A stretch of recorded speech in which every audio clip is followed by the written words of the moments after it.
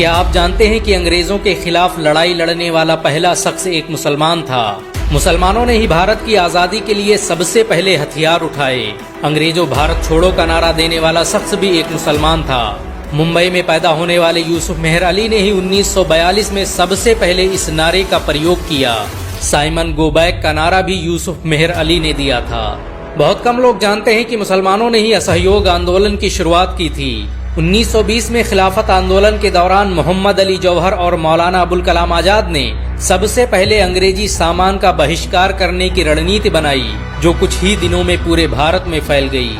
असहयोग आंदोलन में मुसलमानों ने बढ़ चढ़कर हिस्सा लिया। भारत के सबसे बड़े शुगर व्यापारी हाजी सबू सिद्दीक ने अपनी शुगर फैक्ट्री पूरी तरह बंद कर दी। ये फैक्ट्री इतनी बड़ी थी कि इसके द्वारा बनाई गई शुगर पूरे इंग्लैंड में इस्तेमाल की जाती थी। बहुत कम लोग जानते हैं कि बाटा कंपनी भी मुसलमानों की थी, जिसे असहयोग आंदोलन के दौरान एक अंग्रेज ने खरीद लिया था। मुसलमानों ने इस आंदोलन के समर्थन में अपना सब कुछ कुर्बान कर दिया। आपको ये जानकर शायद हैरानी हो कि भगत सिंह का केस लड़ने वाला शख्स भी एक मुसलमान था। बैरिस्टर आसिफ अली ने भगत सिंह का केस तब लड़ा जब कोई भगत सिंह का साथ देने को तैयार नहीं था। अगर शोभा सिंह ने भगत सिंह के खिलाफ गवाही न दी होती तो भगत सिंह फांसी के फंदे पर चढ़ने से बच जाते। इंकलाब जिंदाबाद का नारा देने वाले हसरत मोहानी भी एक मुसलमान थे। उन्होंने ही भारत की आजादी की रूपरेखा तैयार की थी। इतिहासकारों के मुताबिक 1857 में होने वाले विद्रोह में 50,000 से अधिक उलमाओं को फांसी दी गई और लाखों मुसलमान सरेआम कत्ल कर दिए गए। 1857 में दिल्ली से लेकर कलकत्ता की रोड पर कोई ऐसा पेड़ नहीं था जिस पर मुस्लिम उलमाओं की लाशें न टंगी हों। मुसलमानों ने ही भारत की आजादी के लिए पहली जंग लड़ी। मैसूर के सुल्तान हैदर अली और उसके बेटे टीपू भारत की आजादी के लिए शहीद होने वाले पहले शासक थे। मशहूर क्रांतिकारी अशफाकुल्लाह खान सबसे कम उम्र में फांसी पाने वाले भारत के पहले व्यक्ति थे। औरंगजेब के शासनकाल में अंग्रेज कभी भारत में दाखिल न हो सके। बहुत कम लोग जानते हैं कि जय हिंद का नारा एक मुसलमान आबिद हसन सफानी ने दिया था। ये नारा आज भी भारतीय सेना और शासकीय प्रणाली में सम्मान स्वरूप इस्तेमाल किया जाता है। तिरंगे का निर्माण करने वाली सुरैया तैयब जी भी एक मुसलमान थी। उन्होंने ही भारत के राष्ट्रीय ध्वज को वर्तमान रूप दिया था। हैदराबाद में जन्मी सुरैया तैयब जी के जरिए बनाया गया तिरंगा आज भी पूरे भारत में लहरा रहा है। मुसलमानों ने भारत के लिए जो किया वो आज तक कोई नहीं कर पाया। कानपुर में पैदा होने वाले अजीमुल्लाह खान ने ही मादरे वतन भारत की जय का नारा दिया था, जिसमें बाद में कुछ सांप्रदायिक लोगों ने माता शब्द जोड़ दिया। आपको ये जानकर शायद हैरानी हो कि भारत का पहला राष्ट्रीय गीत अजीमुल्लाह खान ने ही लिखा था। बहुत कम लोग जानते हैं कि मौलाना कासिम नानोतवी ने दारुल उलूम देवबंद की स्थापना अंग्रेजों को भारत से निकालने के लिए की थी। इस मदरसे का मकसद देश में ऐसे नौजवानों को पैदा करना था जो भारत की आजादी में योगदान दे सकें। रेशमी रुमाल आंदोलन की शुरुआत करने वाले मौलाना महमूदुल हसन और मौलाना उबैदुल्ला सिंधी दारुल उलूम देवबंद के ही छात्र थे। मौलाना उबैदुल्ला सिंधी ने सुभाष चंद्र बोस के साथ मिलकर भारत की पहली अस्थायी सरकार की स्थापना की थी और वह भारत के पहले गृह मंत्री भी थे। आपको ये जानकर शायद हैरानी हो कि मौलाना महमूदुल हसन ने ही 1920 में गांधी को महात्मा का लक़ब दिया। उनका ये नाम इतना मशहूर हुआ कि गांधी पूरी दुनिया में महात्मा गांधी के नाम से पुकारे जाने लगे। महमूदुल हसन ने ही हकीम अजमल खान के साथ मिलकर 1920 में जामिया मिलिया इस्लामिया यूनिवर्सिटी की स्थापना की थी, ताकि भारतीय शिक्षा तंत्र को अंग्रेजों के चंगुल से आजाद करवाया जा सके। आपको ये जानकर शायद हैरानी हो कि काला पानी जैसी दर्दनाक सजाओं को पाने वाले 90% से अधिक लोग मुसलमान थे।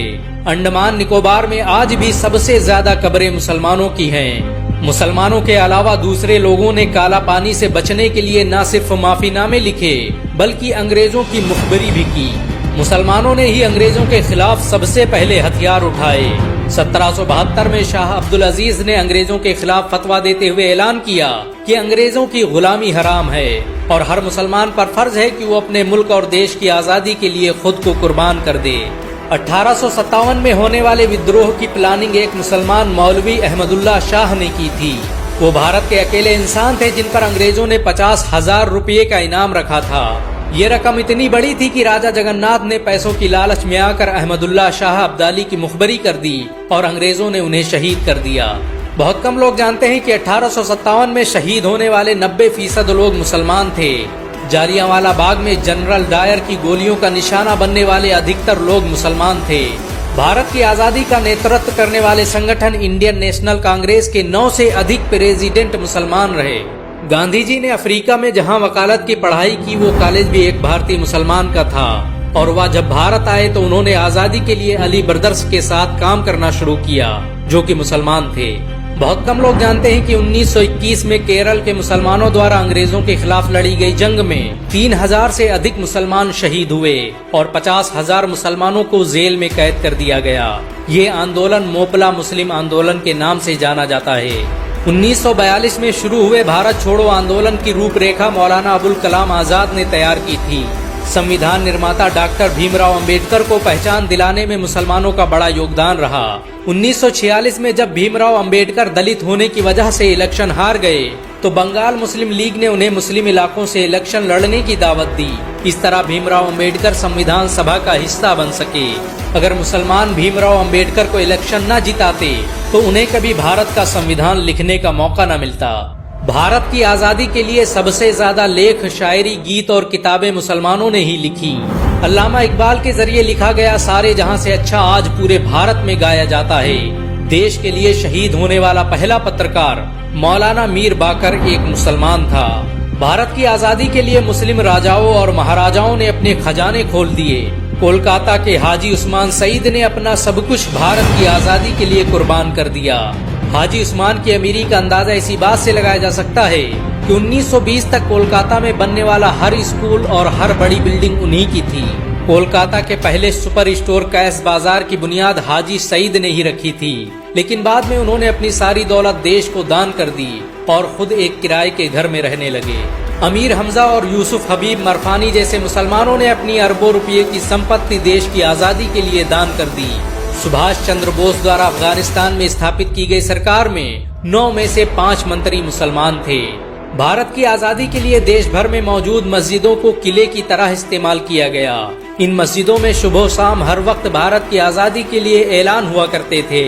आजादी के वक्त कोई मस्जिद ऐसी नहीं थी जिसकी दीवारों पर मुसलमानों का खून न लगा हो। इन सब के अलावा करोड़ों ऐसे मुसलमान हैं जिन्होंने भारत की आजादी और उसकी अस्मिता के लिए अपना सब कुछ कुर्बान कर दिया। सच तो ये है कि भारत की आजादी मुसलमानों के बगैर मुमकिन न थी। अंग्रेज कहा करते थे कि अगर मुसलमान न होते तो हम आज भी भारत पर राज कर रहे होते। अगर एक भारतीय मुसलमान होने के नाते आपको गर्व महसूस हुआ हो तो इस वीडियो को लाइक और शेयर जरूर करें। ऐसी और वीडियो को देखने के लिए हमारे चैनल को सब्सक्राइब करें, घंटा जरूर दबाएं।